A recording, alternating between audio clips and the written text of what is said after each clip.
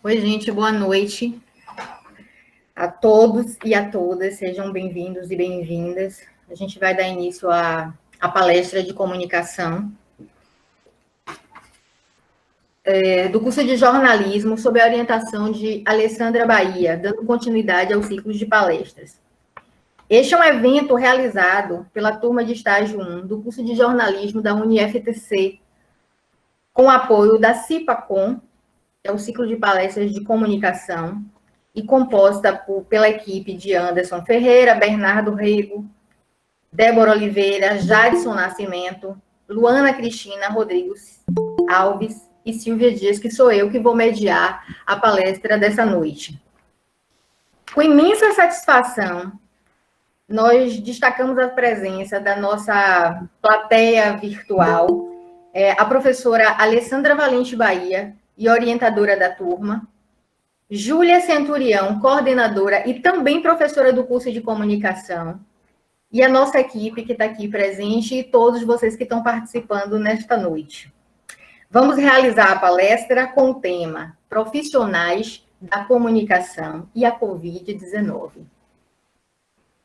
Com a ilustre presença do jornalista, radialista, coach, tem um nome bem complicado aqui que eu vou tentar traduzir. Practitioner, é isso? Practitioner. Em PNL, mestre de cerimônias, palestrante e instrutor de temas relacionados à oratória, media trainer, desenvolvimento humano. Mineiro de Boa Esperança, graduado em jornalismo pela Faculdade de Comunicação e Turismo Hélio Alonso, no Rio.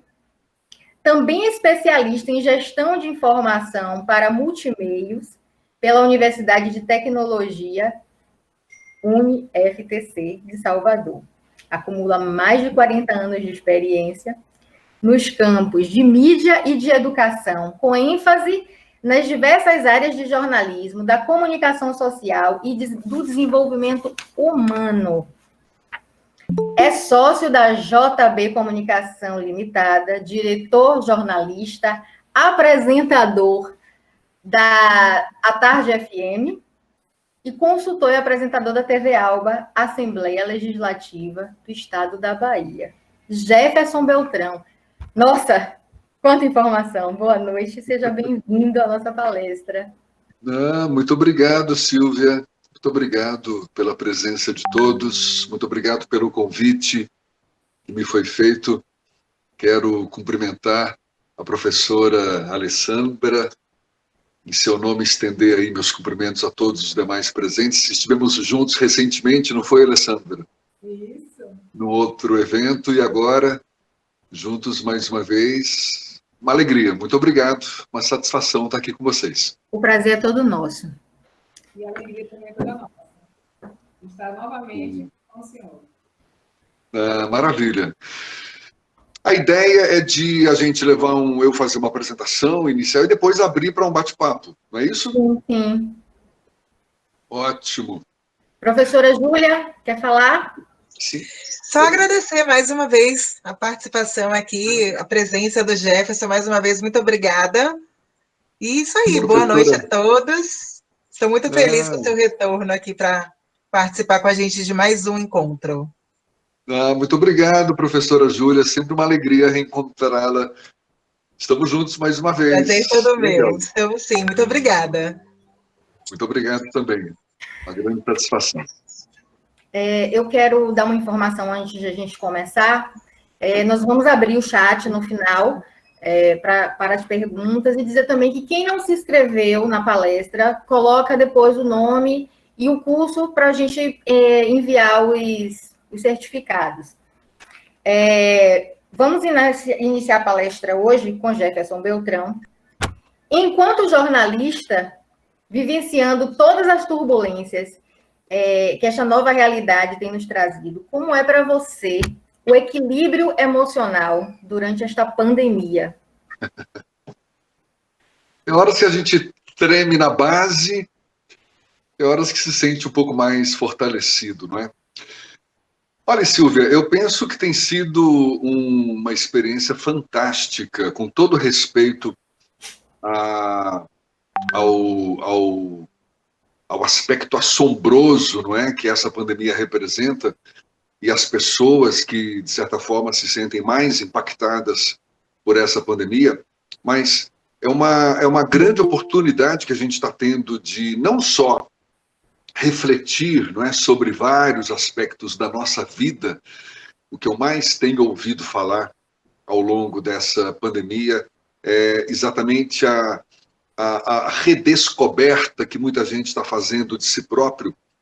É uma grande chance para isso e, ao mesmo tempo, expandir a nossa área de atuação.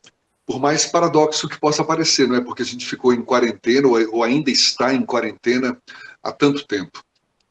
Para mim não tem sido diferente. Desde o início dessa pandemia, essa virada de chave tem sido uma descoberta, tanto do ponto de vista profissional quanto pessoal.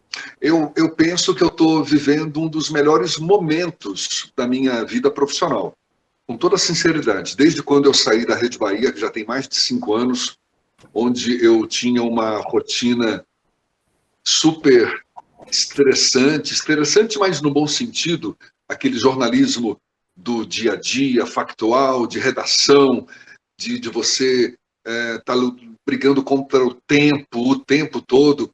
Desde quando eu saí da Rede Bahia, eu estava à frente do BATV, coordenava o jornalismo da Globo FM também, era um ritmo intenso o dia todo. Hoje, eu estou vivenciando algo semelhante, guardadas as devidas proporções, mas já tem um pouco mais de um ano eu recebi o desafio de colocar no ar um programa jornalístico numa rádio musical, um programa 100% jornalístico numa rádio musical.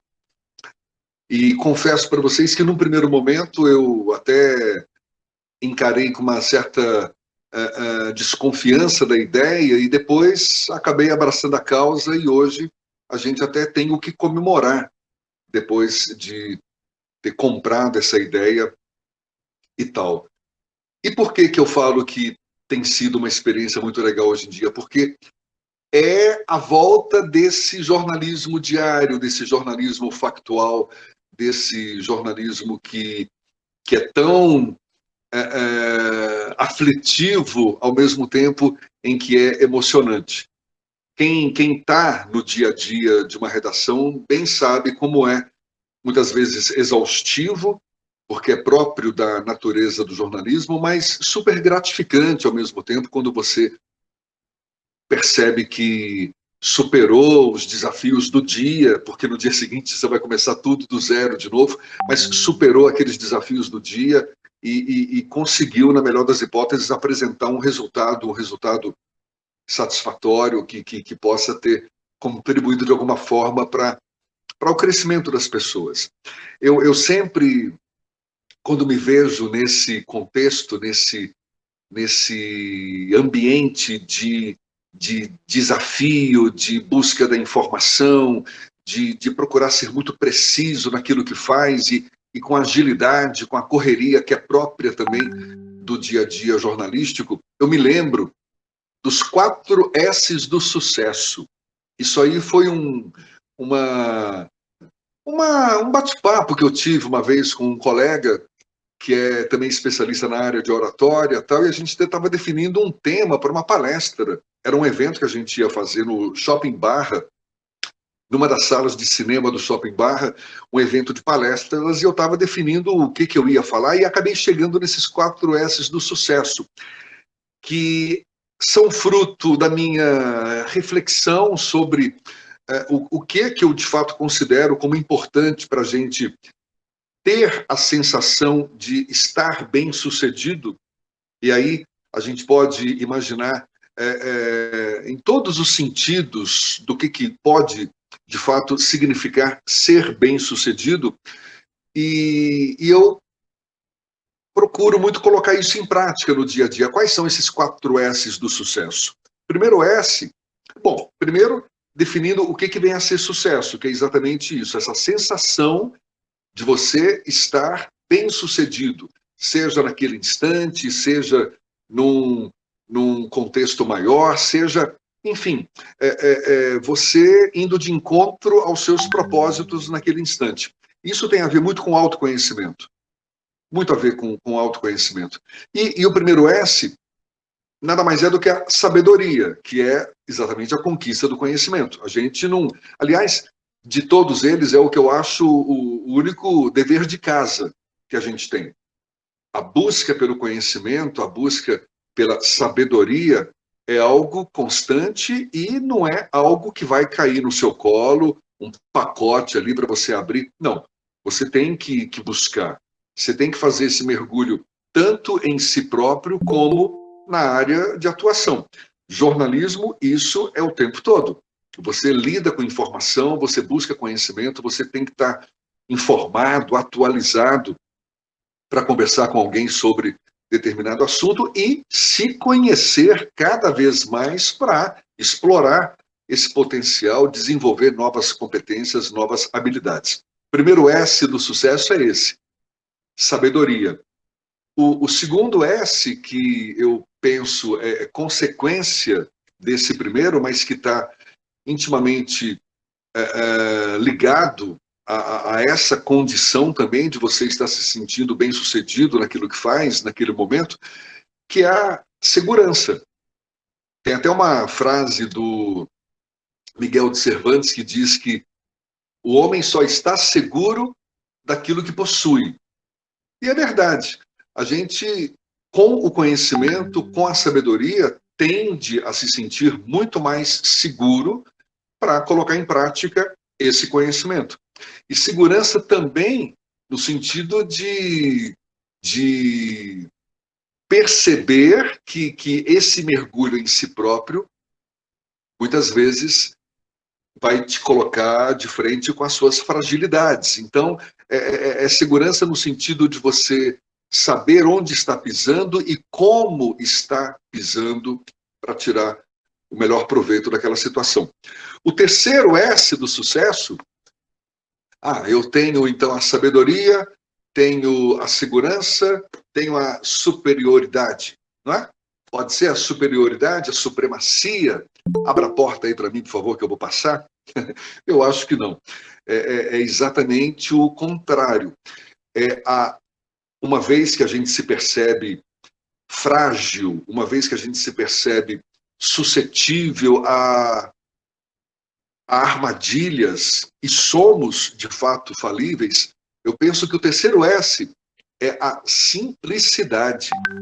Simplicidade. A gente que lida com comunicação, quem lida com comunicação bem sabe como que a gente tem que ser ausente de complicação, não é? Objetivo, claro, conciso, procurar traduzir para o teu público, muitas vezes, informações meio cabeludas, meio mais complexas, e também no sentido de facilitar a vida de quem está do nosso lado, não é? Você tem o conhecimento, tem a sabedoria, que é importante para você expandir a sua área de atuação, a segurança vem como consequência inevitável, e a simplicidade, que tem a ver com a nossa autenticidade, com o nosso próprio jeito de ser, eu penso que é uma das características valorizadas, inclusive, pelo público. As pessoas, elas valorizam aquilo que tem simplicidade, mas que, talvez até por isso mesmo, cheio de valores, de riqueza, de conteúdo. Uma coisa que me faz lembrar muito quando eu falo de simplicidade, e que tem a ver com esse nosso contexto da comunicação, podem reparar que os líderes, os grandes líderes, que são comunicadores e pessoas que inspiram as pessoas que estão ao seu redor, uma das características dos grandes líderes é a simplicidade, é a autenticidade. Podem reparar, estou falando aqui de, sei lá, uma Mahatma Gandhi, estou falando de um Martin Luther King, estou falando de figuras que, de fato, tocam as pessoas com a sua sabedoria, com a sua segurança e com a sua simplicidade. Não tem também uma frase que eu acho muito sábia do Jung, que ele diz que, mais ou menos assim, conheça todas as técnicas, domine todas as teorias, mas ao tocar uma alma humana, seja apenas uma alma humana. Eu que lido com comunicação já há muitos anos, acredite, é o grande desafio que eu tenho quando eu, mais uma vez, me vejo falando em público, falando para um grande público, seja de uma forma virtual, seja de uma forma mais presencial, não importa. É como acessar aquelas pessoas da forma mais saudável possível, não é? E isso passa pela simplicidade. E o quarto S do sucesso, poxa, se a gente está falando aqui de um sucesso que tem a ver com a sensação de estar bem-sucedido, mas estar bem-sucedido num contexto social, não é? A gente está falando aqui de comunicação de massa, de comunicação para um grande público, ou seja, você precisa ter um canal de conexão com o público. De nada adianta ter a sabedoria, ter a segurança, ter a simplicidade, a autenticidade, mas não ter o canal de conexão com as pessoas. Não é verdade? A gente tem um conteúdo super legal para passar adiante, mas se não tiver aquela liga, não vão parar para te ouvir, não vão parar para te assistir, não vão parar para ler o que você escreve, enfim. E como é que se dá essa conexão com as pessoas? De N formas diferentes, mas eu talvez resumiria na palavra simpatia. Simpatia enquanto estratégia de conexão com as pessoas.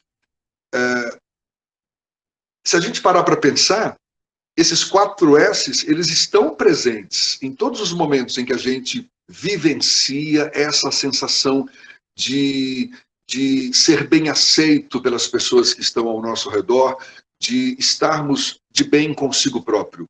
Você tem o seu conhecimento, está seguro desse conhecimento, para colocá-lo em prática, procura fugir das complicações para ser autêntico, simples, objetivo, claro e, de preferência, criando uma liga, uma conexão com as pessoas, quem sabe por meio da simpatia. Eu adoro essas frases, tem uma frase também que eu acho muito legal. De quem que é essa frase, gente? Esqueci o autor, mas ele fala que simpatia é o coração a sorrir no rosto. Eu como comunicador, eu sempre gosto de lembrar disso, porque, poxa, se é o coração a sorrir no rosto, o coração tem a ver com sentimento, tem a ver com emoção, tem a ver com sensibilidade, e sorrir no rosto, ou seja, como se você transparecesse, não é? Esse sentimento, essa satisfação, esse bem-estar de estar ali, e aí o sorriso acaba sendo, digamos, um reflexo dessa simpatia. E simpatia, assim como todos esses 4 S's do sucesso, são algo que a gente desenvolve. Ah, mas fulano já nasce simpático, ah, fulano já é autêntico por natureza. Sim, cada um de nós temos as nossas características próprias, umas mais evidenciadas do que outras, mas todas essas a gente desenvolve, a gente aprimora, uma vez que a gente se conscientiza, percebe como se dá cada um desses processos. Eu falei no início da importância do autoconhecimento. Comunicação tem muito a ver com autoconhecimento. Isso que eu faço diariamente passa pelo autoconhecimento. E autoconhecimento deixa eu agora exercitar um pouco da minha humildade para aprender, para me preparar, para saber exatamente onde eu vou pisar, como vou pisar, o que vou oferecer para as pessoas e, na melhor das hipóteses, acertar, não é? É um processo que se renova diariamente. Isso independentemente daquele esforço natural que é de colocar em prática a técnica jornalística. Isso aí a gente pode falar um pouco mais adiante, mas é verdade, porque o jornalismo, assim como a comunicação, passa pela essência do ser humano. É uma atividade naturalmente humana. Não é à toa que comunicação social está na área de humanas. É o ser humano que está ali se expressando o tempo todo. A gente tem os nossos manuais, a gente aprende na faculdade como ser um técnico em comunicação, como ser um técnico em jornalismo, mas, na hora de colocar em prática, é o ser humano que está ali se expressando da melhor forma possível, na melhor das hipóteses. E hoje, com essa minha experiência na A Tarde FM, tem sido um desafio e tanto. Eu me lembro quando eu fazia o BATV, na TV Bahia, terminava uma edição, eu afundava assim na cadeira, literalmente. Quando eu saía do ar, eu afundava, assim, era como se eu estivesse tirando uma tonelada das costas, mas de uma forma prazerosa. Isso, claro, quando corria tudo bem no jornal, depois a gente não ia ter que descascar ou lavar roupa suja, o que era muito comum também. Mas, graças a Deus, na maioria das vezes, era sempre uma sensação satisfatória. Era aquele sentimento de dever cumprido. Hoje, quando eu termino mais um Isso é Bahia, que é o programa que eu faço na Tarde FM, das 7 às 9 da manhã, acreditem, claro, tem falhas, muitas vezes nem sempre sai do jeito que você imagina, mas eu quero dizer que com o cuidado, o esforço diário, sabe, a preparação necessária para você se sentir pronto, instruído, atualizado, sabendo o que vai falar e tudo mais e tal, as chances de você ter sucesso sempre são maiores. E quando eu tenho essa sensação, e como eu falei, graças a Deus tem sido mais constante do que inconstante, é extremamente prazeroso e um pouco dessa sensação também, de tirar um peso das costas, porque eu chego na rádio super cedo, eu chego antes das 6 horas da manhã, exatamente para me atualizar, para me preparar, produzir as entrevistas. Todos os dias a gente tem entrevistas. Entrevistas eu considero um dos momentos mais sensíveis do jornalismo, especialmente esse feito ao vivo, porque você está ali interagindo com alguém, tudo pode acontecer. Às vezes a entrevista não rende, às vezes o entrevistado... Quer ver? Eu tive um exemplo agora recentemente. Foi uma das entrevistas mais difíceis que eu fiz na minha vida. Depois que eu terminei, eu falei, caramba, que entrevista, tirar leite de pedra. Sabe com quem? Com Elza Soares, cantora Elza Soares. A gente fez uma parceria com ela recentemente.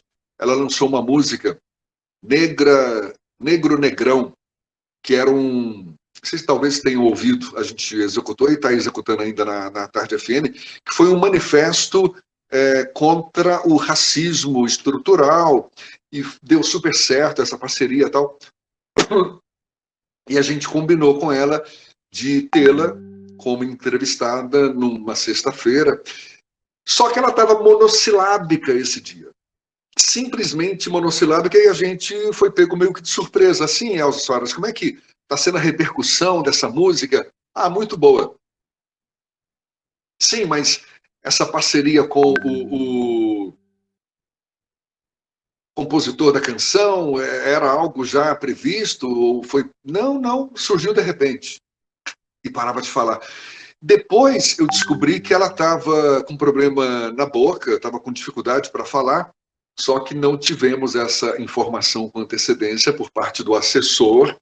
Isso poderia ter feito com que a gente fizesse uma entrevista mais curta, né, com perguntas mais objetivas, e normalmente o tempo que a gente tem é de 15 minutos, às vezes até de 20 minutos, a depender do assunto. Então foi tipo tirar leite de pedra e ao vivo, às vezes, e ao mesmo tempo, quando acontece também de quem fala demais. Logo que os candidatos a prefeito de Salvador foram definidos nas convenções partidárias, a Tarde FM foi a primeira rádio a fazer uma entrevista com todos eles. A gente entrevistou os nove candidatos em 2 semanas, e eu me lembro do segundo, que foi o Sargento Isidório, pastor Sargento Isidório, que falava demais. Esse daí eu falei, vou ter que cortar no facão. Cortar no facão no meio da fala dele, olha, até porque a gente tinha um tempo pré-definido para todos os candidatos, o mesmo tempo para todos os candidatos, por questão de tratar com igualdade mesmo todos eles. Então chegou uma hora e avisava, e mesmo assim eu avisava, o senhor tem 30 segundos para suas considerações finais, mas aparentemente sem a menor noção de tempo, ele falava demais. Tudo pode acontecer. Jornalismo, esse feito ao vivo, ele tem essa característica, não é? E você precisa estar muito centrado, muito focado, porque às vezes você lida com assuntos com os quais você não domina. Isso é a coisa mais comum desde o meu início de carreira, que eu me deparo com temas com os quais eu também, opa, peraí, que eu vou conversar com essa pessoa sobre isso? Esse assunto, aí você tem que estudar. Olha a sabedoria aí, ó. Um dos S's do sucesso, que é a busca do conhecimento. Você tem que estudar. E quando eu chego cedo, eu tenho esse cuidado de produzir. Produzir que eu falo é pelo menos definir a cabeça da entrevista. Eu gosto de definir a cabeça da entrevista, porque você pode iniciar uma entrevista de várias formas, não é? Hoje eu vou conversar com a estudante Silvia Dias sobre comunicação social. Silvia, bom dia, tudo bem? E começa a conversar. Eu posso contextualizar essa nossa conversa com algum dado. É o que eu gosto mais de fazer. Eu contextualizo. Por exemplo, hoje eu entrevistei uma advogada especialista em direito penal para falar sobre como a legislação penal encara crimes cometidos por idosos, tendo como gancho esse crime que aconteceu agora, nesse fim de semana, no condomínio, qual foi? Alphaville, lá na Paralela, não é? Onde um idoso teria matado a companheira, também idosa, tal. Ou seja, você contextualiza o assunto e chama alguém para tocar o assunto. Amanhã, por exemplo, vai estar saindo a segunda rodada do levantamento à tarde potencial pesquisa para intenção de voto Prefeitura de Salvador, a gente vai estar repercutindo esse assunto também. E vamos ter no estúdio alguém para repercutir. Enfim, assuntos que vão se renovando e você tem que estar inteirado, no mínimo, não é, para não se sentir tão peixe fora d'água como muitas vezes alguns assuntos. Eu falo por mim aqui, eu de fato não domino tudo. Já paguei 500 micos, o que não justifica, não é? Não justifica. A gente que se expõe, a gente que está em público, tem que ter essa percepção de que, poxa, as pessoas estão te observando também. Ah, mas isso pode passar despercebido. Pode até passar despercebido para a maioria das pessoas, mas tem sempre alguém que está ali observando, atento às perguntas, à qualidade das perguntas que você faz. Enfim. E isso, falo mais uma vez por mim, me coloca numa condição de, opa, peraí, deixa eu me preparar. Deixa eu procurar não fazer feio. Às vezes eu ouço o que muito me sinto muito gratificado quando eu ouço algum tipo de comentário. Ah, mas você é um cara já calejado na área, referência no jornalismo. Poxa, isso eu trago, eu agradeço, mas trago para mim, sabe, uma responsabilidade que fica maior ainda. Porque, acredite, eu tenho a sensação de amanhã, quando eu for fazer um novo programa, assim como era quando eu fazia o BATV, a gente começa do zero, literalmente do zero. Muito legal se você tem uma experiência, tem uma bagagem que pode te dar mais segurança para colocar em prática aquele trabalho, aquela tarefa. Mas, literalmente, a gente começa do zero, porque são novas pautas, novas entrevistas, novos assuntos. Como é que você vai abordar aqueles assuntos? Como que você vai oferecer? Qual o encaminhamento que você vai ter? E muitas vezes não tem tempo suficiente para apurar, a coisa sai pela metade, você acaba cometendo um deslize involuntário. Ontem, por exemplo, ontem foi segunda? Não, foi anteontem, porque no domingo foi o dia do médico. Na segunda-feira, a gente recebeu como convidada a presidente do Sindicato dos Médicos da Bahia, uma médica. Super legal o papo, mas, como todo sindicalista, ou como a maioria dos sindicalistas, ela desceu o cacete na Secretaria Estadual da Saúde, que não valorizava os médicos da rede pública, e eu não tinha a posição da Secretaria Estadual da Saúde. Do ponto de vista jornalístico, ficou deselegante. Concordam? Ficou deselegante.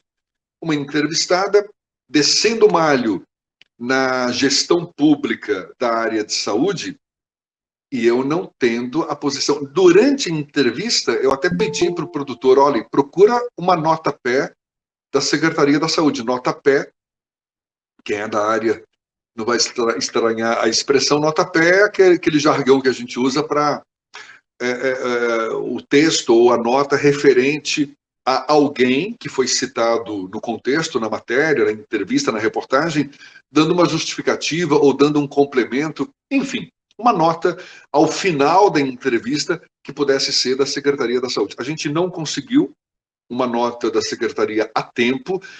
Aí depois a gente até combinou, escuta, vamos conseguir mesmo assim, porque se a Secretaria, inclusive a própria Secretaria poderia solicitar um direito de defesa, direito de resposta, e a gente daria sim no dia seguinte.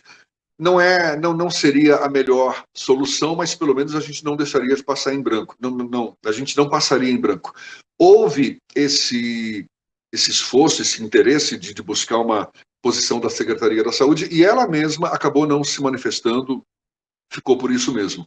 Mas eu só estou citando para ilustrar como que, às vezes, a gente se vê numa saia justa sem querer. Eu ali não tinha o menor interesse de criticar a Secretaria da Saúde sem que tivesse uma posição da Secretaria da Saúde a respeito. Mas, enfim, esse cuidado, esse esforço para colocar em prática o que a gente aprende na faculdade, nos manuais de jornalismo, que é de ser ético, de ser responsável, de ser correto, de respeitar a informação. Respeitar a informação que eu falo, eu me lembro que a gente usava muito essa expressão na TV Bahia, lá na época do BATV, não brigue com a informação. Quer dizer, não deixa você comer mosca e nem brigar com a informação mesmo, assim, falar alguma coisa truncada, alguma coisa que não tenha sentido. Não, a gente tem que estar muito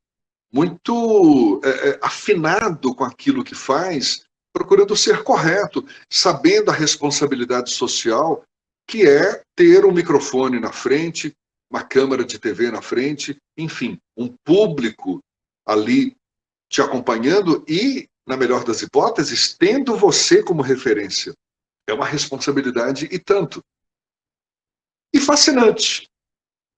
Eu fiz essa introdução toda para dizer que é um momento muito fascinante esse que eu estou vivenciando do ponto de vista jornalístico. Rádio, que é uma coisa que eu sempre gostei de fazer na minha vida. Eu comecei a minha carreira profissional como radialista, como redator e locutor noticiarista. Tinha meus 16 anos de idade, estava 16 para 17 anos, ainda fazia o antigo segundo grau, que é hoje o ensino médio, e foi o rádio que acabou me influenciando a seguir a carreira de comunicador, de fazer jornalismo, de atuar nas diversas plataformas que acabei colocando em prática. Então, é muito gratificante, eu adoro fazer rádio. Extremamente prazeroso, mágico. O rádio, ele tem essa característica, ele faz as pessoas imaginarem o que elas estão ouvindo, bem diferente da televisão, não é? Eu que tenho experiência com TV também, televisão, você tem, claro, uma magia também, mas para o público é diferente. Você está ali diante da TV, é como se abrisse a cabeça, não é? Deixasse entrar a informação junto com a imagem. Parece que você não fica estimulando a imaginação.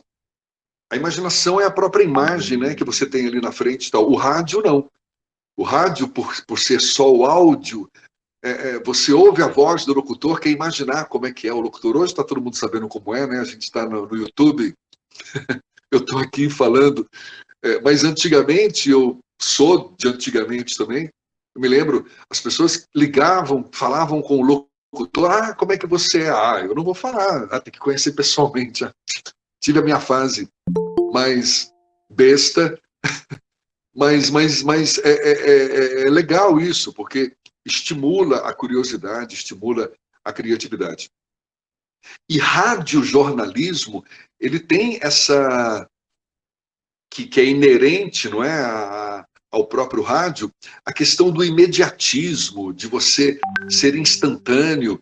Fazer rádio é muito fácil nesse sentido também, não é? Você abre o microfone e você está no ar. Você não depende de muito aparato. Você está na rua, liga o celular, liga para a emissora, te colocam lá no ar sem a maior dificuldade. E isso é muito imediato. Para o ouvinte é muito legal, porque é como se, de fato, ele estivesse acompanhando, né, aquela experiência viva, aquela coisa que pulsa naquele instante e tal. Compromisso de hora marcada, ou seja, tem aquele quê de estressante, de aflitivo, não é? Opa, faltam 10 minutos, você não está pronto ainda. Quando vê a coisa está no ar, você decola e, na melhor das hipóteses, faz bonito, dá um show, que acho que no fundo é o que todos nós desejamos, não é? Enquanto profissionais. Mas sempre lembrando dos 4 S's do sucesso: sabedoria, segurança, simplicidade e simpatia. Eu penso que com esses 4 S's a gente tem tudo para se dar bem, para sermos reconhecidos como profissionais, exercitarmos a nossa competência. Mas, como eu disse, algo que se renova diariamente. E nessa pandemia, poxa, qual a emoção, não é, de estar vivenciando esse momento todo? Olhe, uma responsabilidade que ganha importância maior ainda. A gente tem visto aí a época das fake news.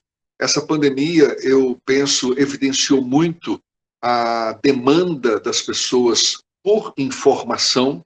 Aliás, eu acredito grande parte do sucesso desse programa que a gente faz hoje na Tarde FM a esse momento específico. As pessoas, elas querem mais notícias. Saiu até uma pesquisa, já tem alguns meses, do Instituto Datafolha, que mostrava que programas jornalísticos em veículos tradicionais, como, por exemplo, o próprio impresso, os programas jornalísticos de TV, os programas jornalísticos de rádio, tinham a grande preferência do público. Se não me engano, pela ordem, era impresso, TV e rádio. Rádio chegava a ter mais de 50% da preferência do público, do ponto de vista de credibilidade em seus programas jornalísticos. Em último lugar, apareciam as redes sociais. As redes sociais que hoje, a gente sabe, são um mundo de informação. Você ali é produtor e receptor e veiculador, consumidor de notícias, não é? Todo mundo produz, transmite, recebe, e no meio desse universo louco, que é uma loucura no bom e no mau sentido, muita informação pouco confiável, não é? Você encontra de tudo ali nas mídias sociais.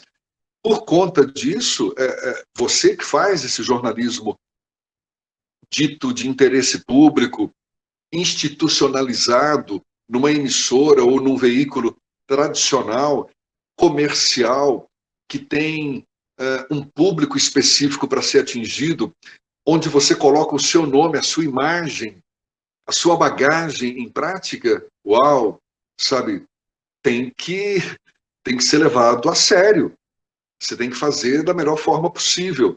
Você tem que lembrar lá do manual de redação, olhe, procurar ser ético, preciso na apuração dos fatos, preciso na divulgação dos fatos e ágil para colocar isso em prática. É garantia de que eu vou conseguir todo dia apresentar um belíssimo programa? Não existe essa garantia. Não existe. Tanto que tem dias que você não faz aquilo que desejou, sabe? Aquilo que você imaginou. Muitas coisas acontecem. Falhas técnicas, falha de conhecimento, falha de operação, falha de tudo que pode acontecer. Tudo pode acontecer. Agora, é a tua obrigação procurar dar conta do recado, procurar fazer da melhor forma possível. Para nós tem sido um grande aprendizado, para nós que eu falo, porque é uma equipe que está à frente desse programa. Desde quando surgiu a pandemia, eu diria que 60% ou mais, durante esse período de pandemia, das entrevistas, 60% ou mais, referentes à pandemia. Eu penso que tivemos alguns momentos em que quase 100% dos temas, dos principais temas abordados, eram referentes à pandemia, em todos os seus aspectos. Aspecto da saúde, aspecto emocional, aspecto psíquico, aspecto econômico, aspecto político, aspecto social. A gente conversou e conversa com tantos profissionais, tantos especialistas das mais diversas áreas, sempre no esforço de tentar cercar o assunto, até porque o nível de desinformação a respeito desse novo coronavírus, dessa Covid-19, ainda é muito evidente hoje em dia, por mais que muito já tenha se avançado. Não é verdade? Eu me lembro, eu cheguei a chamar a Covid-19 de gripezinha. Não foi só Bolsonaro e nem Drauzio Varela, mas sem má fé, sem... Não, porque eu estava desinformado no início da pandemia, Drauzio Varela já tinha publicado um vídeo também chamando de gripezinha, eu falei, opa, gente, para que tanto alarme? Isso aí nada mais é do que uma variante de uma gripe, que ainda não temos muito conhecimento, mas sabe, olha só, isso no início da pandemia, quando já circulava também essa versão do que poderia ser a Covid-19. Mas depois a gente percebeu, era um nível de desinformação muito grande. Até hoje, os médicos, eles nem sempre se sentem capazes de emitir alguma opinião ou de apresentar algum fato bem concreto, bem específico a respeito dessa pandemia, porque não se sabe, não é verdade? Então, aumenta mais ainda a nossa responsabilidade. E até, muitas vezes, de deixar claro exatamente isso, de que ainda há dúvidas. Uma coisa que me chamou muita atenção e me chama muita atenção nesse período de pandemia, do ponto de vista da cobertura jornalística, é que a gente, voluntária ou involuntariamente, acho que vivenciamos esses dois momentos, a gente polarizou muito essa discussão, não é? Polarizou muito entre os prós e os contras, entre aqueles que eram a favor e os que eram contrários. E ficou muito em torno dessa polarização, nem sempre levando em conta uma pluralidade maior ainda, porque de fato é maior. Esse tema ele é muito complexo. Eu falo um pouco pela minha experiência de já ter conversado com inúmeros profissionais de diversas áreas, nessas entrevistas que a gente fez ao longo desse ano, em que foram emitidos muitos pontos de vista antagônicos, né, pontos de vista diversos, mostrando exatamente a complexidade do tema. Isso é desafiador e desafiante ao mesmo tempo, não é? Porque, para nós, do ponto de vista jornalístico, a gente que é jornalista, puxa, fantástico, você está sempre buscando descobrir novas coisas, novos aspectos, provocando as pessoas, fazendo perguntas capciosas, perguntas que provocam a reflexão. Esse é o nosso papel. Então, tem sido muito desafiador, muito gratificante ao mesmo tempo. E claro que cercado de cuidados, não é? Todos nós, a gente que tinha o hábito, quando o programa começou, de receber os entrevistados no estúdio, raramente a gente fazia entrevista por telefone, a gente preferia que fosse presencial, recebia o entrevistado no estúdio, aí o jornal mandava fotógrafo, tirava foto, saía no dia seguinte matéria no Jornal à Tarde, o Portal à Tarde repercutia na mesma hora, o Portal Bahia Notícias, que é o nosso parceiro nesse programa, também repercutia, a gente disponibilizava foto, fazia um burburinho que era muito saudável, muito legal, com a presença do entrevistado em estúdio. Começou a pandemia, a gente decidiu, falou, olha, não vamos mais receber os entrevistados, vamos fazer tudo por telefone. E nós, como é que a gente vai fazer? A gente vai fazer de casa? Me deram essa opção. Você pode apresentar de casa. Falei, poxa, mas eu gosto de estar no estúdio, e até porque existe uma comunicação interna ali importante, tem que haver, seja rádio, qualquer veículo de comunicação, a gente sabe que você está ali colocando um produto no ar, tem que haver uma comunicação interna, principalmente se a coisa é feita ao vivo. Eu falei, não, a equipe toda chegou a esse consenso e decidimos, não, vamos fazer de forma presencial e procurando ter os cuidados necessários, todo mundo de máscara. A gente higieniza o espaço diariamente, mantém a distância necessária, não toca, não cumprimenta ninguém, enfim, esses cuidados necessários que todo mundo está já cansado de saber que são importantes num momento como esse. Por mais que, de vez em quando, a gente se vê, mais uma vez, diante de um desafio. Eu vou citar um exemplo. Semana passada, a gente recebeu uma demanda de um hospital, de uma clínica psiquiátrica, na verdade, daqui de Salvador, interessada em sugerir uma pauta relacionada à pandemia também. Ou seja, qual a importância do tratamento psiquiátrico numa pandemia, quais os cuidados, enfim, um tema muito legal, por sinal. Só que o médico interessado nessa ideia, que está à frente dessa clínica, inclusive, ele estava ali fazendo uma coisa mais institucional. A gente percebeu que ele queria aproveitar a entrevista para divulgar a entrevista nas redes sociais, ou seja, foi algo, está sendo algo intencional mesmo, né? Com interesses jornalísticos, mas também institucionais. E ele quer fazer essa entrevista de forma presencial.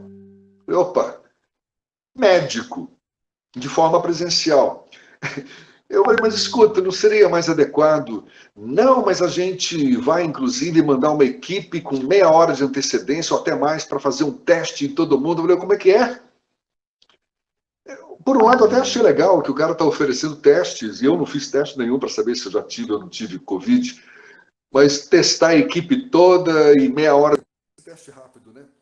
Que é falho, mas tem lá seus méritos. E presencial. Jefferson, deixa eu só te interromper um pouquinho. Um vídeo. Eu coloquei essa ideia em discussão nas nossas reuniões, todo mundo concordou, desde que a gente tenha os cuidados necessários e que vão nos acompanhar, penso eu, ainda durante um bom tempo. Então, é um misto de emoções. Deixa eu te interromper um pouquinho. Seu áudio ficou baixo. Meu áudio ficou baixo? Sim. Ué, eu não fiz nada. Alô, alô, tá baixinho ainda? Agora melhorou. Sim. Melhorou? Atenção, oi. Agora ficou alto, tá ótimo. Ficou alto? Não, alô? Alto tá ótimo. Tá ouvindo bem? Tá. Porque eu tô sem fone de ouvido aqui. Ele deu uma falhada e aí começou a... Mas sabe o que eu acho que foi? Sabe o que eu acho que foi? Entrou uma ligação aqui no meu... que eu tô falando do celular. E eu acho que automaticamente fez baixar o meu volume de voz. Mas eu não atendi, a ligação foi embora. Voltou ao normal mesmo agora? Foi? Voltou. Continue para a gente não perder o fio da meada. Tá baixinho ou tá alto? Não, tá alto. Tá bom? Ok? Tá. Mas então, eu penso que é um misto de sentimentos, de emoções, não é? O tema principal desse nosso bate-papo, ou seja, como manter o equilíbrio emocional durante a pandemia, no exercício da profissão na minha área em especial, né, na área da comunicação, é um misto disso tudo. Gozado, eu não me senti... se minha voz ficou baixinha de novo, tem que estar entrando de novo. Eu vou recusar...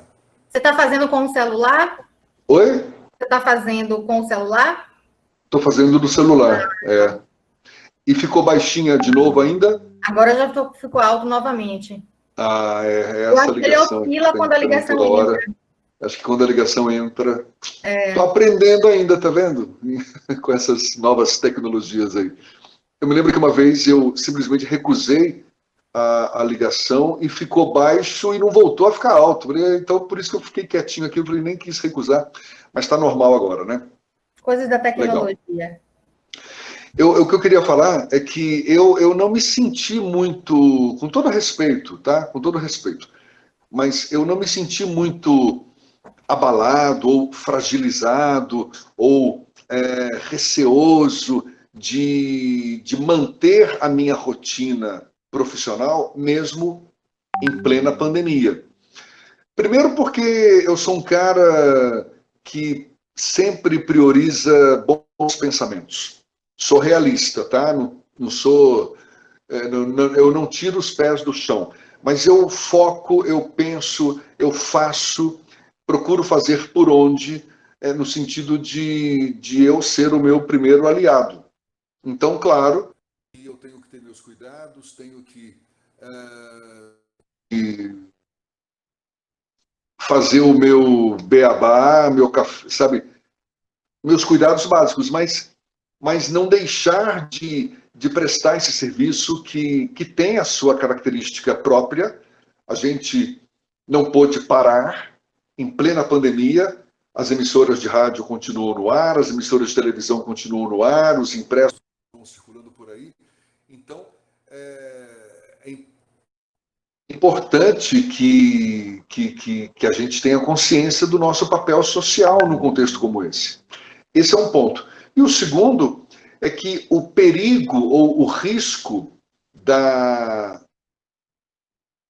de você comprometer a sua saúde, de você comprometer a sua segurança, isso é inerente à nossa profissão também. Um vulcão está em erupção. Eu vou deixar de cobrir um vulcão em erupção? Claro, vou ter os cuidados necessários, mas muitas vezes você corre riscos, riscos calculados, riscos... Não estou falando de você ser inconsequente, não estou falando de você não ter a consciência de que, opa, peraí, meu limite termina aqui.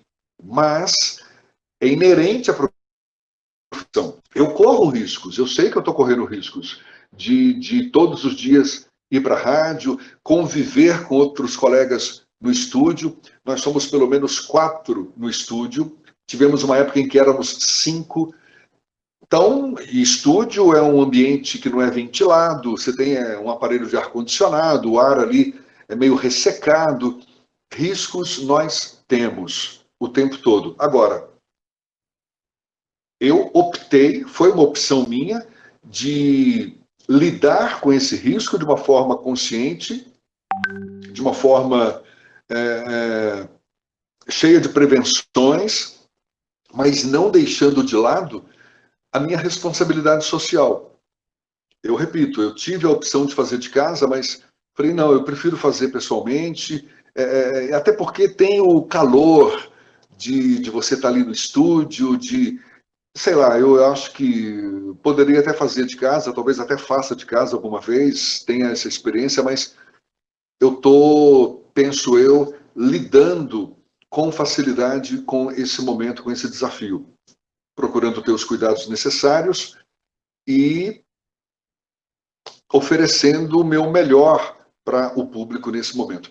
De todas as atividades que eu tenho feito hoje, a que eu praticamente ainda não retomei é o programa que eu faço na TV Alba, que é um programa de entrevistas, e ali, não só porque o meu programa recebia entrevistados, você está no estúdio, enfim, mas porque todas as atividades da TV Alba praticamente foram suspensas até hoje. Existem algumas atividades que são mantidas, como, por exemplo, a cobertura das sessões, mesmo essas virtuais que têm sido realizadas na Assembleia, mas os programas, aqueles que eram gravados em estúdio, todos eles foram suspensos e não foram retomados ainda. Os meus programas lá estão sendo reprisados. Bem ou mal, é a opção que está tendo nesse momento. Então, eu não retomei minhas atividades lá, mas na rádio a minha rotina está super normal. Eu sou gestor da rádio, sou diretor da rádio também, além desse programa que eu apresento, tem a programação, enfim, tem toda a equipe lá para cuidar. As minhas atividades na área da educação, meus cursos de oratória, media training, eu fiquei um bom tempo sem ministrar, sem colocá-los em prática, mas hoje eu já tenho feito mais de forma virtual também. Aliás, tive que me render, não é? Porque, aliás, eu estou adorando. Estou aqui agora no meu cantinho, falando para todo mundo.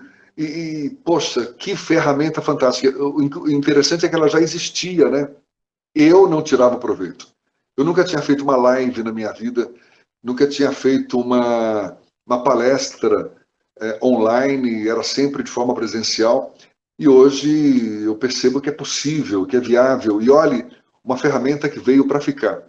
Ela já existia, mas agora, com esse protagonismo todo, não é, que ela passou a ter, eu penso que vai ser uma opção a mais, de fato, para palestras, cursos, treinamentos, home office. Viva a tecnologia. Pelo menos nesse ponto, acho que é um grande aspecto. Eu queria abrir o papo para a participação de vocês também. Já são 8h07. Penso eu que tudo bem? Tudo legal? Sim. Que acho que aí a gente pode interagir um pouco mais, vocês levantarem algumas questões. Vou ficar muito honrado se puderem me provocar aqui um pouco mais. Por favor, fiquem à vontade. Passo a bola para a Silvia. Então, Jefferson, enquanto eu recebo aqui as perguntas, eu vou começar, né, essa rodada de perguntas. Silvia, eu vou pedir licença, sabe por quê? Eu que estou te ouvindo baixinho agora. Eu vou pegar um fone de ouvido aqui. Só um instantinho, por favor.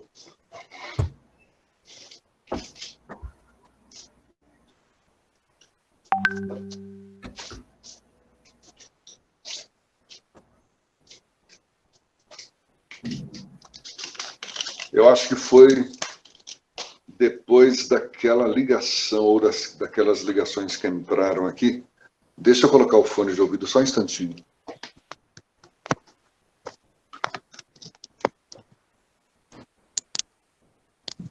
Por favor, Silvia, fale comigo.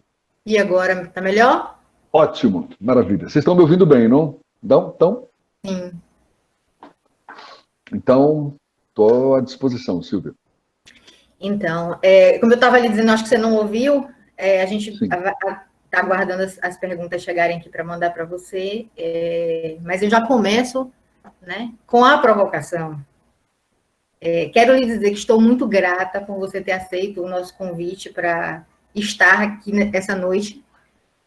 E não sei se eu cheguei a comentar isso com você alguma vez, assim, que você foi a minha grande inspiração para fazer jornalismo, né?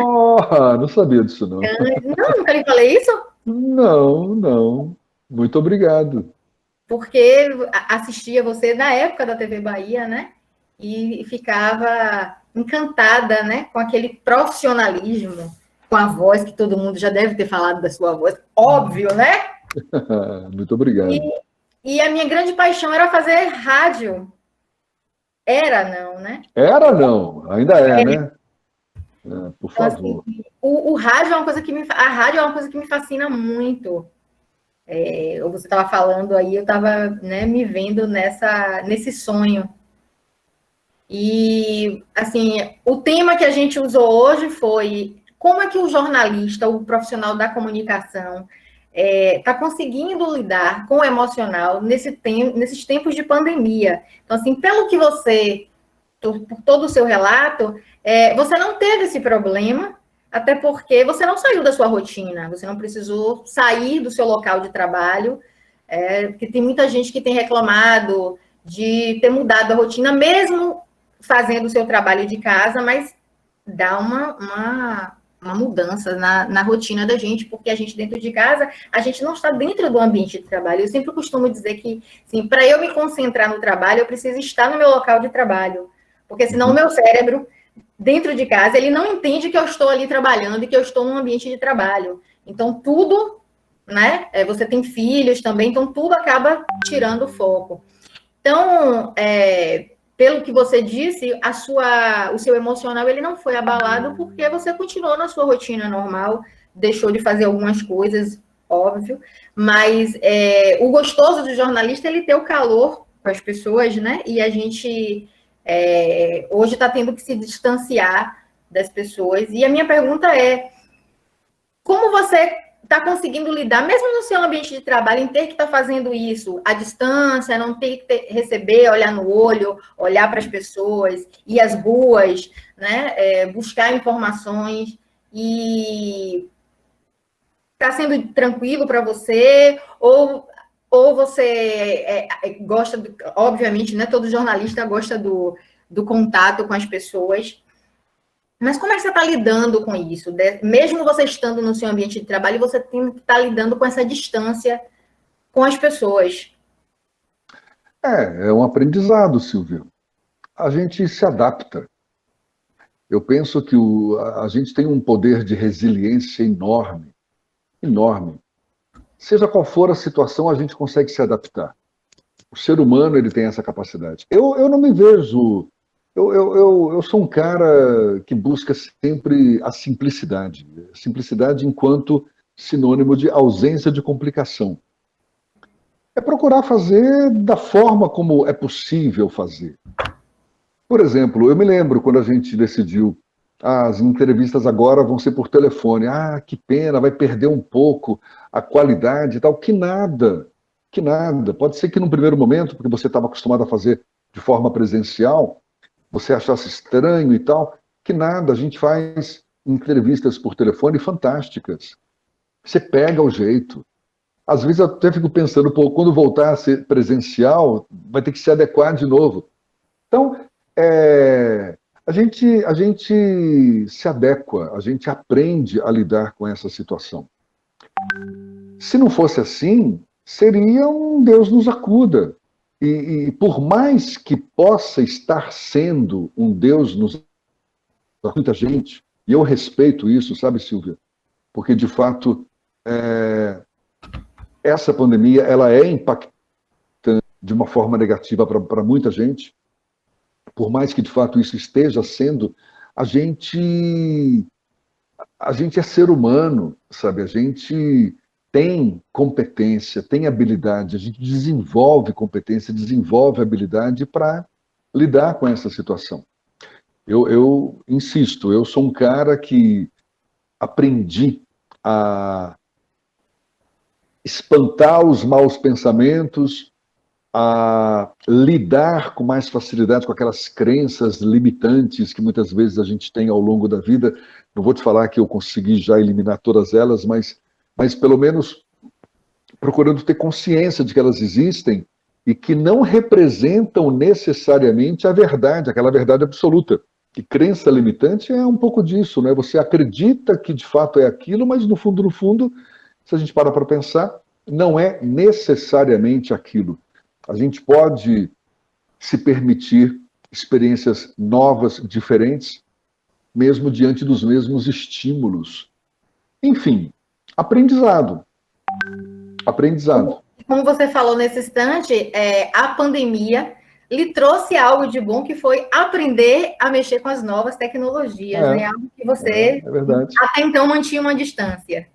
Eu estou vivendo uma experiência que pela primeira vez eu faço isso no rádio, que é de estar em várias plataformas ao mesmo tempo.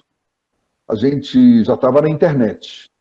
Tinha lá o nosso endereço na internet, o nosso site. Você poderia ouvir a rádio, pode ouvir a rádio também pela internet, mas hoje a gente está no YouTube, não só no nosso site, mas no YouTube, no Instagram, no... como é que é? Esqueci o nome das plataformas, Spotify, iTunes, em todas essas plataformas, no Portal à Tarde, no Jornal à Tarde, a gente percebeu que precisávamos colocar em prática o que já vinha sendo evidenciado com essas novas tecnologias, que é a convergência das plataformas. Você está numa plataforma, mas em várias plataformas ao mesmo tempo. Isso é fascinante. Isso expande a tua área de alcance, não é? Você tem públicos diferentes, você tem linguagens diferentes. Isso é fascinante. O que antes era só áudio, hoje não é mais. Eu estou no YouTube todo dia quando eu faço esse programa. Se você quiser, você vai lá, me assiste, eu estou lá. Se bem que eu tenho consciência, eu não estou fazendo TV. Eu já até discuti isso muito lá no estúdio, porque eu não fico olhando para a câmera que está me capturando a minha imagem o tempo todo. Eu estou fazendo rádio. E até eu penso que para o público que opta estar ali te acompanhando pelo YouTube, pelo Instagram, ele está a fim de ver exatamente o bastidor. como é que são os bastidores ali? Não que o cara esteja bem vestido, bonitinho, diante da câmera, como a gente faz na TV. Né? Eu estou fazendo rádio, por mais que esteja em várias Quer ver plataformas ao como mesmo funciona tempo. lá dentro. Eu acho que tem um pouco disso.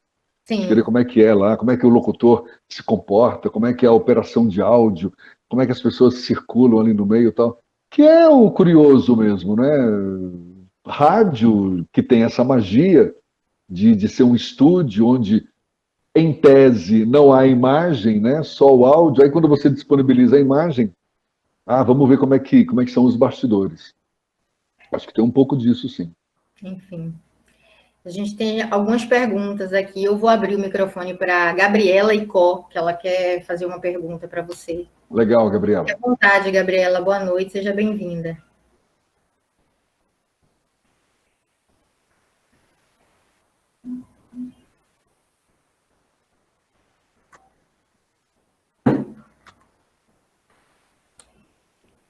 Gabriela, Cadê, Gabriela? Você não está não está conseguindo? conseguindo abrir. Microfoninho, o ícone do microfoninho não é.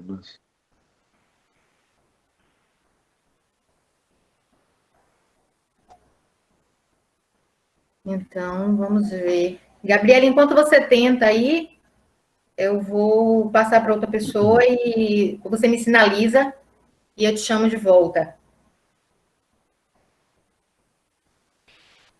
Rodrigo quer falar pelo áudio ou quer escrever?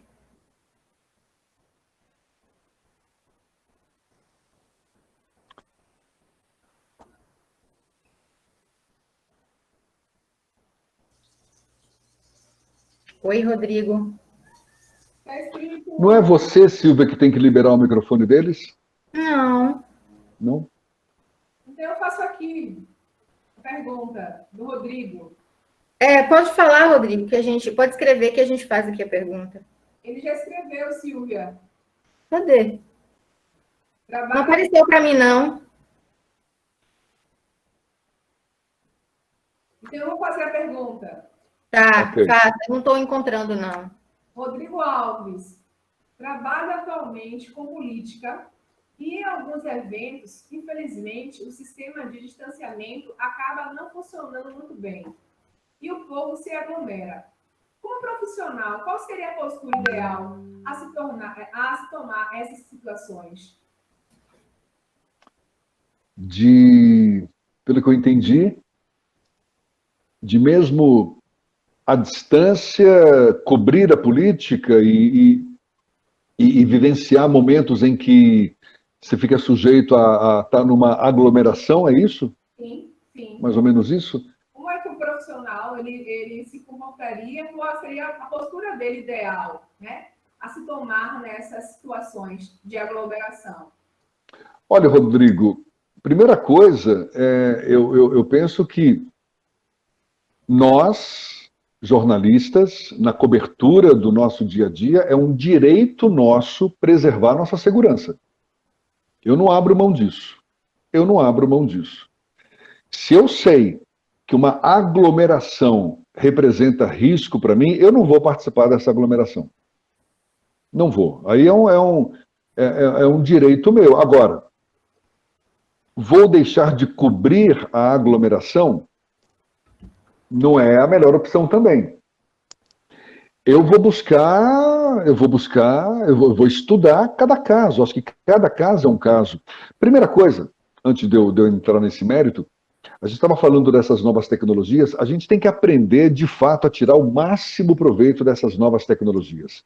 E olha, elas vieram também para facilitar a nossa vida. Hoje eu vejo colegas que tiram de letra, conseguem fazer excelentes coberturas com essas novas tecnologias. Seja colocando alguém numa reunião online para uma entrevista, seja participando de uma coletiva, você ali também inscrito. Olha, a gente tem recursos hoje para estar presente nos mais diversos lugares sem sair do lugar. Não é verdade? Esse é um ponto. Então, explore essas novas tecnologias da melhor forma possível, como recurso para minimizar a dificuldade de acesso aos locais hoje por conta dessa pandemia. Agora, se dê o direito de preservar a sua segurança. Sermos ousados, sermos persistentes, não abrir mão dessa nossa responsabilidade social, isso não é sinônimo de agir de forma inconsequente, de agir de forma que represente insegurança para a sua pessoa. E eu sei que, de fato, nessa cobertura política, o que não tem faltado é desrespeito a essas normas, a esses protocolos de segurança, aglomerações. Eu tenho visto aí no interior do estado, principalmente, aqui na capital também, mas no interior do estado está uma loucura. Loucura. E a gente sabe, não é, que em muitas cidadezinhas, política é paixão. Essas cidades pequenas que dependem economicamente do poder público. Então existe uma paixão mesmo muito grande entre os eleitores, candidatos. É difícil você, enfim, respeitar. É difícil que eu falo para quem deixa essa paixão tomar conta, não é? Mas, meu amigo, é um direito teu de se preservar e procurar minimizar os riscos. Isso aí, não abra mão disso, não. É o que eu penso para mim também.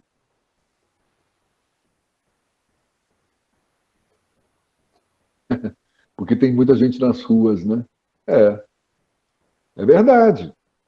A gente tem falado muito disso. Parece que muita gente já está pensando que a pandemia acabou. E eu tenho o meu palpite aqui. Às vezes eu acho que, passada essa eleição, a gente vai fechar tudo de novo. Vai fechar tudo de novo. Vai vir uma segunda onda aí.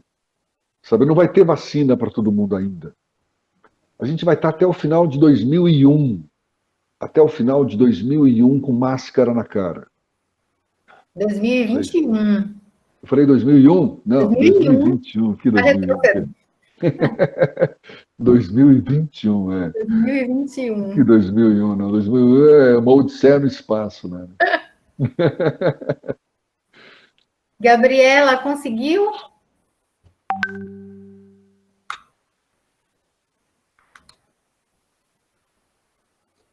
Então. Pergunta e a gente faz a pergunta para Jefferson. Você escreve.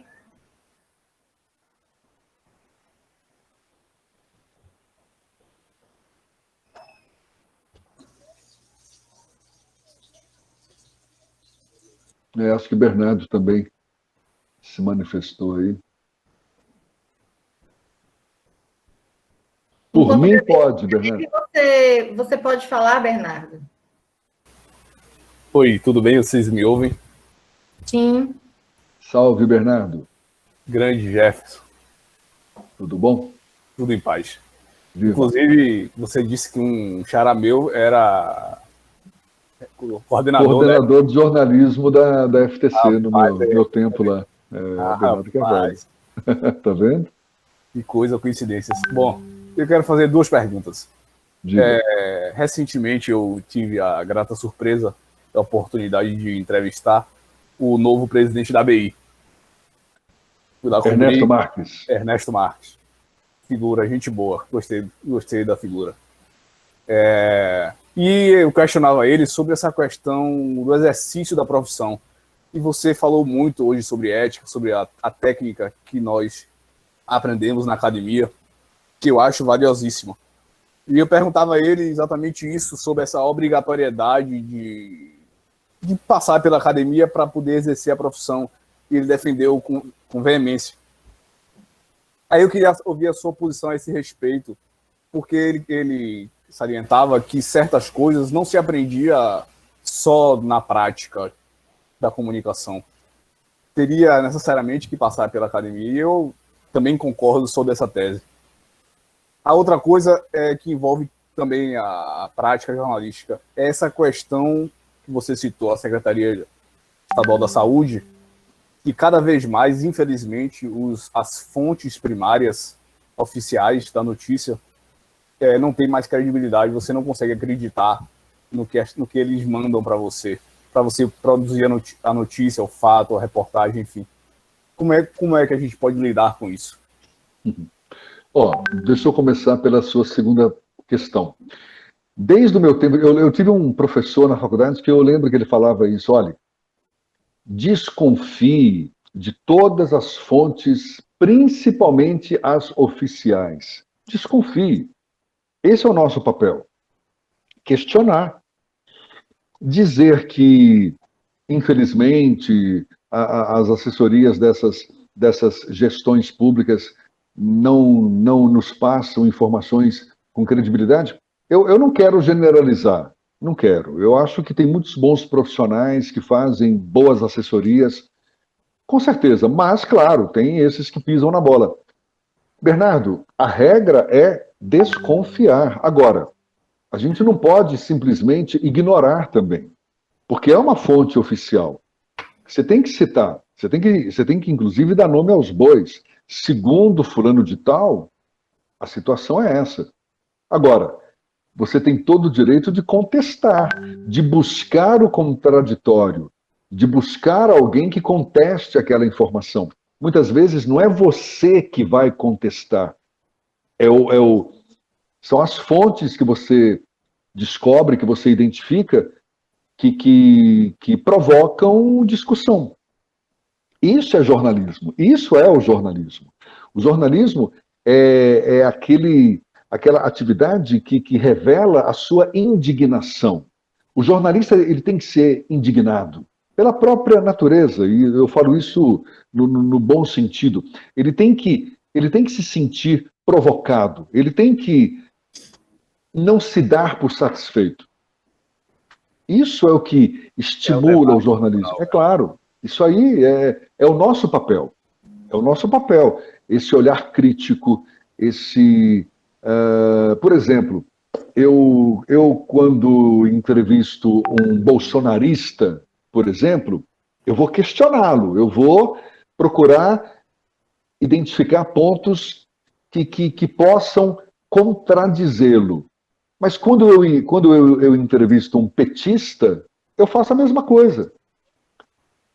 Eu, ali, posso até ter a minha preferência, posso até ter o meu posicionamento. Aliás, eu acho isso é válido, eu acho que isso é válido também. O jornalismo opinativo, o jornalismo de posição, o jornalismo parcial, ele existe. Desde que o público saiba que aquilo ali, de fato, é uma posição, é uma parcialidade. O público ele tem direito de saber isso. E você tem o direito de expressar a sua opinião. Mas muitas vezes não é esse o papel. O seu papel, muitas vezes, é o de provocar a discussão, de provocar a polêmica, de provocar o contraditório. Esse é um ponto. O segundo ponto que você falou da importância da academia na formação do jornalista, eu concordo plenamente também. A gente vê que já existe uma flexibilização aí, não é, em relação à exigência do diploma de jornalista. Eu acho que isso não me preocupa. Isso não me preocupa. Primeiro porque eu penso que essa flexibilização surgiu muito mais para tapar uma lacuna específica e que cabe num momento como esse. Se eu tenho, sei lá, um programa de rádio sobre saúde e quero um comentarista sobre saúde, tinha que ser um jornalista, ou então tinha que ser um radialista. Não, pode ser um médico. Um cara que vai estar ali num espaço jornalístico falando sobre saúde, e tal, com muito mais conhecimento do que talvez um jornalista especializado em saúde. Eu acho que é muito mais para tapar essa lacuna que muitas vezes ocorria do que para substituir a figura do jornalista. Eu acho que não. As empresas de jornalismo, essas empresas mais profissionais mesmo, em que você tem o jornalismo como produto principal, elas priorizam jornalistas em seus quadros técnicos. Um repórter, um editor de texto, um chefe de reportagem são jornalistas. O chefe de redação é um jornalista. E claro que você vai aprender muito, muito na prática. É ali que você vai, de fato, descobrir o jornalismo. Não é na academia. Falo pela minha experiência. Mas na academia é um espaço para você ousar na área da comunicação. Eu me lembro quando eu fiz a minha faculdade de jornalismo, eu adorava a faculdade porque era um espaço para experimentações e para muitas discussões.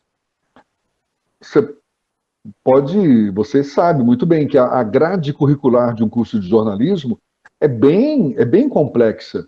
Você passeia por áreas que não estão necessariamente ligadas ao jornalismo, mas a outros conhecimentos humanos, da área de humanas. Você estuda sociologia, você estuda psicologia, filosofia, economia, estatística. Você estuda a história da cultura. Isso é conhecimento. E é muito importante. Eu avalio como de extrema importância você ter uma base de formação cultural. Porque o jornalista, ele lida com informação o tempo todo. E mais do que isso, lida com pessoas. E se você não expande esse conhecimento que envolve esse universo das pessoas, da informação, do conhecimento, fica uma coisa muito mecânica, uma coisa muito... E o jornalista não é isso. O jornalista é um cara que está aqui para interpretar o que acontece ao nosso redor. É ou não é? É o que a gente faz o tempo todo. Você vai cobrir política, você está interpretando os fatos, os fenômenos, os acontecimentos relacionados à política. Você está cobrindo a pandemia, você está procurando entender o fenômeno. Não é só aquele dado estatístico que é divulgado diariamente pela CESAB. Ok? Obrigado. Nada, Bernardo. Gabriela? Vocês estão me escutando? Gabriela Icó. Pronto, alguém está me escutando? Sim, senhora. Estamos. Pronto, boa noite. Eu acho que assim fica mais dinâmico. Eu tentei digitar, mas ficou muito grande a pergunta. Enfim, muito boa noite, gente. Boa noite, Jefferson, também. Boa noite, Vamos lá. Gabriela. A minha pergunta é especificamente sobre rádio.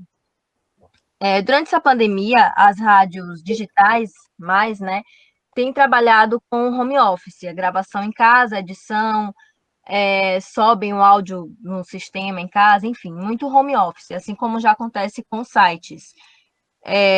Isso tem acontecido também nas rádios que são AM, FM, e você acha que esse período de isolamento social mudou o trabalho, enfim, a execução, a rotina da rádio, e isso pode ser permanente?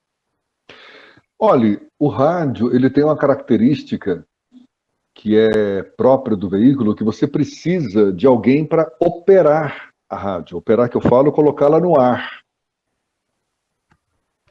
Esse nosso modelo convencional, você tem uma mesa de som que você precisa operar essa mesa de som para colocar o rádio no ar, a rádio no ar. O profissional que está fazendo home office, normalmente não é esse operador de áudio.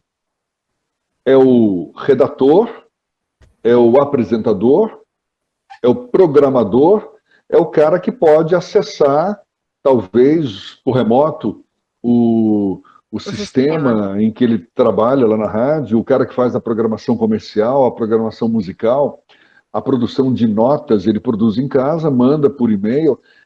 Tem como você fazer sim. A gente está tendo essa experiência lá na Tarde FM. Os dois jornalistas que eu tenho, um que fica pela manhã e um que fica à tarde, produzindo as notas dos outros produtos jornalísticos que a gente tem ao longo da programação, todos eles estão fazendo home office. O meu programador musical, home office. Até o meu operador de gravação não é o operador de transmissão. Porque eu tenho um operador de transmissão, esse está no estúdio, operando a mesa da rádio. Agora, o de gravação, esse faz home office também. Você grava do estúdio lá da rádio, mas ele acessa por remoto o conteúdo ali, edita na casa dele, quando vê ele disponibiliza já. Então, mudou sim a rotina de muita gente. Agora, tem algumas funções específicas que, se não for 100% mecanizada, não é, a rádio, o que é possível também, mas muitas vezes essa operação ela é muito dinâmica e precisa da figura do operador presencial. No nosso caso, por exemplo, só para ter uma ideia, a gente, como eu falei, a gente faz entrevistas diariamente. O operador de áudio, ele tem que colocar o sinal do telefone na mesa. A gente não tem recurso para fazer isso de casa. Então tem que ter o operador no estúdio para fazer isso. Ele vai colocar a Voz do Brasil no ar. Ele tem que pegar, a gente hoje joga a Voz do Brasil às 9 da noite, das 9 às 10. Ele tem que pegar o áudio da Voz do Brasil, transformá-lo em áudio executável lá no nosso sistema, tem que estar presencial para fazer isso. Então, nem todas as funções, em muitas das rádios aí, são possíveis de estarem em home office, mas muitas delas, sim. E rádio AM, como você citou como exemplo, Sim. A maioria das rádios AM, você pode reparar, maioria, elas são rádio de serviço. São poucas as rádios que são musicais, como, por exemplo, grande parte das FMs. E sendo rádio de serviço, a operação do áudio também é muito mais complexa. Você tem muito canal ali para tomar conta. Eu penso que a figura do operador de forma presencial e muitas vezes do locutor, do apresentador também de forma presencial, mantém a facilidade de continuar dando conta do recado. Eu falo por mim, mais uma vez, eu fico me imaginando em casa fazendo a apresentação do meu programa, seria possível. Mas eu acho que eu não ia interagir direito com os meus colegas. Seria uma opção, mas eu ia ter que também, mais uma vez, me adequar a essa situação. Tudo é possível, viu, Gabriela? Acho que tudo é possível. Tudo é possível. Muito obrigada, viu? Eu fiquei com essa dúvida justamente porque eu sei que nas rádios abertas tem mais limitações, justamente por conta do que você citou. Então, essa era a minha dúvida, né? Se tinha mudado e será algo que poderia ser permanente a depender da função. Muito obrigada, viu? E parabéns pelo seu trabalho, acompanho o seu trabalho desde a época da televisão, admiro muito. Muito obrigado, Gabriela. Um abraço, obrigado. Abraço, obrigada. Bom, temos a pergunta aqui de Luane Ribeiro. Você quer falar, Luane, ou quer que a gente leia a sua pergunta?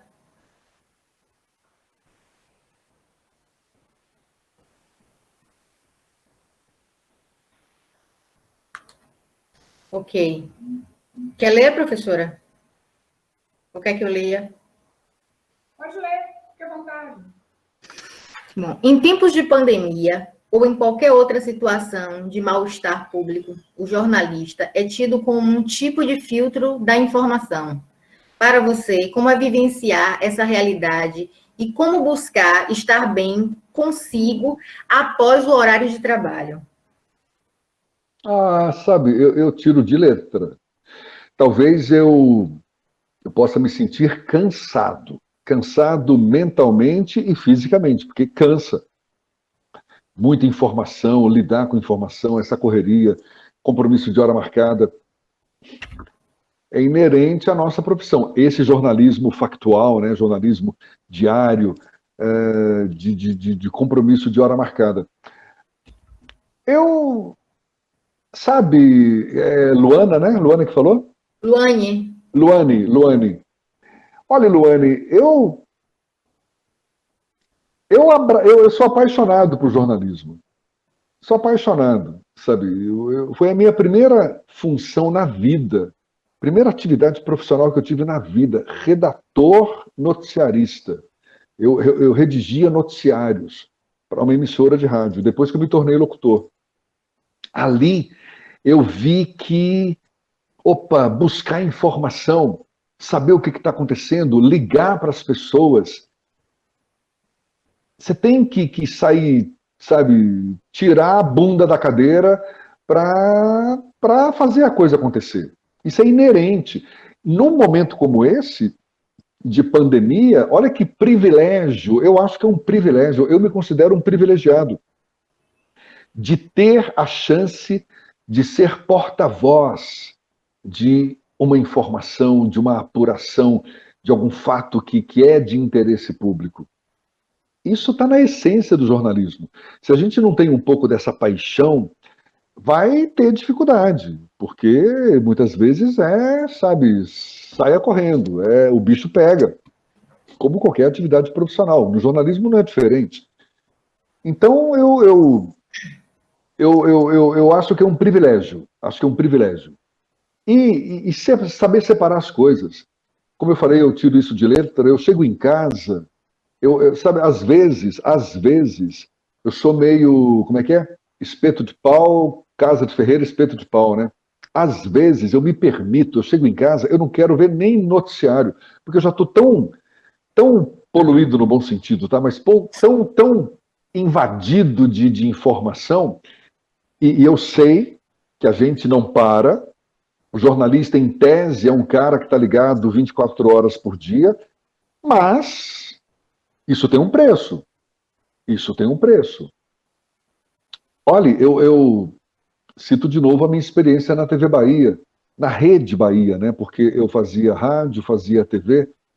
Olha, era uma loucura, o pessoal brincava comigo, você tem um puxadinho aqui, né? Porque eu morava lá, era o dia inteiro, respirando notícias, saía de um veículo, ia para o outro, e uma loucura. Às vezes eu chegava em casa exausto, com pouquíssimo tempo para curtir, já tinha que dormir, porque tinha que madrugar no dia seguinte. Loucura. E se a gente não toma cuidado, a gente pira, fica doente, estressado, angustiado, sabe? Então tem que ter um cuidado com si próprio. Eu te falo isso, olha, com toda humildade, porque muitas vezes a gente cai do cavalo, sabe? Aquilo que eu estava falando para Bernardo, se não me engano, né? A gente tem o direito de preservar a nossa integridade. O jornalista, ele pode ter muito dessa responsabilidade de ser, de fato, o fiscal da sociedade, o cara que está acompanhando tudo e todos e tal, mas espera aí, é um ser humano. E se você não se preserva, você não vai dar conta de, no dia seguinte, estar ali na sua labuta diária. Então tem que se preservar, tem que haver uma saúde mental, tem que se alimentar bem, tem que cultivar bons hábitos. E olha que eu te falo isso hoje talvez com muito mais convicção, porque eu já estou meio rodado, sabe? É verdade, eu já estou meio rodado. Eu hoje me dou ao luxo de querer ter um fim de semana de folga. E olha que eu sei perfeitamente bem o que é você não ter fim de semana, não ter feriado, em pleno carnaval, todo mundo se acabando, você ali de cara limpa, paletó e gravatinha, só tomando água de verdade, para poder encarar o teu público. Loucura, sabe? O jornalismo, ele tem essa característica. Ele não é uma atividade como qualquer outra atividade que tem suas benesses, né? Benesses que eu falo, respeito a feriado, um funcionário público, né, que bateu 6 horas, opa, está na hora de ir embora. Que nada, meu amigo. Muitas vezes eu me lembro qual foi o caso recente. Eu lembro que foi uma entrevista mais cabeluda que eu ia fazer. Eu madruguei na rádio, por opção. Falei, opa, deixa eu... Por quê? Porque eu queria me preparar melhor. É isso, é ter consciência do nosso papel, procurar abraçar essa causa, mas procurar se preservar, sabe? Ter uma boa saúde, uma cabeça saudável, se permitir momentos de relaxamento e tal, porque senão pira o cabeção. Trocando em miúdos, é uma cachaça. É uma cachaça também, não tenha dúvida. Eu gosto. Olha, Bernardo quer fazer mais uma pergunta. A gente tem tempo? Podemos? Caramba, 10:09 já. E aí, Jefferson? Bora?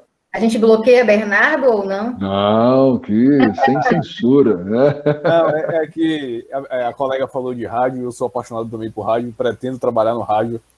Muitos me incentivam a isso. Eu queria que você falasse assim, que aqui em Salvador, infelizmente, parece que só temos a ETEBA para formação, né? E, inclusive, sim, as rádios exigem que você tenha o registro de radialista. O DRT de radialista. Bom, e fora a Bahia, você tem algum outro lugar para indicar? Por exemplo, a sua terra, Minas, ou do Rio de Janeiro, São Paulo, para a gente complementar essa formação? Olha, eu desconheço formação acadêmica para radialista em Minas Gerais, Rio de Janeiro e São Paulo. Até porque eu não tive formação acadêmica para radialista, sabia? Eu sou de uma época em que nem existia formação acadêmica. No final dos anos 70, início dos anos 80, que foi o meu começo de rádio, não tinha formação acadêmica. Eu consegui o meu DRT, porque em 81, aliás, em 1980, eu fazia rádio Capital. Foi em 81.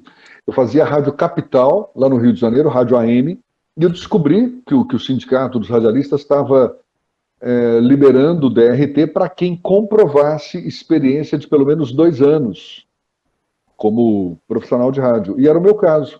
Eu comecei a fazer rádio em 78, tinha já na carteira de trabalho registro de locutor, redator na época tal, eu entrei com esse processo e consegui o DRT. Na Bahia, eu sei que tem formação, ou tinha formação acadêmica em Feira de Santana, em Itabuna, mas sinceramente, Bernardo, eu não sei. Não tenho certeza se isso ainda continua, porque isso faz tempo. Foi na época em que porque hoje você falou da ETEBA, que é de fato onde tem o curso de formação para radialista, mas antes de ETEBA existia a Cefet, que hoje nem é mais Cefet, é IFBA. O Cefet, eu fui professor do curso de formação para radialista, final dos anos 90 até 2000 foram 7 anos que eu ministrei no curso de formação para radialista, depois passou a ter, acho que ainda tem na Unijorge, não é? Rádio e TV, tinha na Unirb também, e agora ETEBA. Em Valença tem uma instituição de ensino também que oferece curso de formação para rádio. Talvez quem possa te orientar melhor é o próprio sindicato dos radialistas. Eu não tenho tido muita proximidade com o sindicato atualmente, então não tenho acompanhado muito essas formações acadêmicas que são reconhecidas pelo sindicato. Mas me parece que em Salvador, ETEBA, Unijorge, Unirb e quem mais? Acho que só, que oferece alguma formação acadêmica nessa área. Ok? Bernardo, já. Tudo ok, beleza. Muito obrigado. Nada, Bernardo. Sugestão para um próximo projeto seu. Começar um curso de rádio. Eu tenho a madrugada livre, né? Quem sabe? Olha, eu também. Jefferson, eu quero lhe agradecer imensamente pela sua presença. Essa sua fala foi importantíssima para a gente, principalmente para a gente que está na graduação, né? E não preciso lhe dizer que sou sua fã, nem vou ficar aqui rasgando seda, que nem preciso mais, né? Muito obrigado. Você é uma gracinha. Gosto muito de você. Muito obrigado pelo Eu carinho. também. Sempre. Eu vou passar a fala para a professora Alessandra, para ela finalizar a palestra, e te dizer mais uma vez muito obrigada e boa noite. Muito obrigado, Silvia. Eu também já quero, desde já, deixar meu agradecimento pelo carinho de todos vocês, pela consideração, pelo convite. Professora Alessandra, sucesso na coordenação aí dessa turma, na labuta também de passar conhecimento para as pessoas. Isso é muito digno de aplauso. E muito obrigado pelo carinho, pela consideração a todos vocês. Me coloco sempre à disposição, estou sempre pela manhã, mais pela manhã à Tarde FM, às vezes também pela tarde, mas pela manhã com certeza, e vai ser uma alegria continuar dividindo com vocês um pouco dessa atividade que é tão fascinante. E muito sucesso para todos vocês. Muito obrigado. Ainda vou deixar uma dica, antes da professora falar, ainda vou deixar uma dica aqui para a UniFTC, que abre um curso de rádio, né? Com o Jefferson Beltrão, que eu termino a faculdade de jornalismo e volto para a faculdade de novo. Eu ministrava rádio jornalismo no curso de jornalismo da FTC, de 2004 a 2007. Está ouvindo, professora? A deixa. Obrigada, Jefferson. Obrigado, Silvio. Então, em nome da UniFTC, Jefferson, nós aqui agradecemos, né? Ficamos honrados por você ter aceito o nosso convite e pelo segundo momento, segundo encontro, né? Os meninos deixou você, desculpa pelo horário, cansado, quase 2 horas falando, né? Mas é uma honra de estar trocando essas informações, esse conhecimento. É prazeroso não só para a gente que planeja o trabalho nessa seara do conhecimento, mas para esses alunos que ficam inquietos, que querem saber como é que o mercado está nesse momento difícil, como que eles vão ficar. E ouve cada um de vocês que estiveram aqui conosco, trazendo assim aquele brilho da profissão, né? Então, a gente aqui se sente muito agradecidos por estar com você e com os outros que vieram também, que aceitaram. Não teve recusa nenhuma, então, assim, foi tudo muito bem pensado. Assim, eu estou muito feliz pela sua participação e agradeço aos professores que liberaram. Não tem um público até maior, porque a gente está na semana de prova e teve muita gente que não está aqui, me mandaram mensagem aqui: ô, professora, e agora? Você vai estar gravado. De repente, a gente para e assiste a gravação da palestra dos meninos, entende? Então, assim, também quero agradecer toda a equipe, né?